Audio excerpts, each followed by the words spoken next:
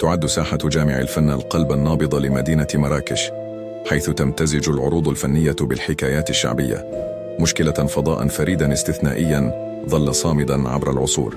في شهادة مؤثرة تحدث الحاج عبد الرحيم بانا، أحد أبناء الساحة وروادها، عن التحولات التي شهدتها هذه المدرسة المفتوحة، التي لقنت الجميع دروسا في الحياة قبل أن تكون مجردة. فاستحضر الحاج بانا أسماء صنعت مجد الساحة، من بينهم ميخي وصاروخ وآخرون ممن ساهموا في إشعاعها عالميا.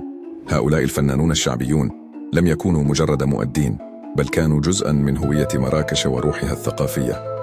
وبحسرة على التغيرات التي طرأت على المكان، دعا الحاج بانا إلى إعادة الاعتبار للساحة وجعلها تعمل دون انقطاع صباحا ومساء، حتى تظل فضاء نابضا بالحياة كما كانت في الماضي.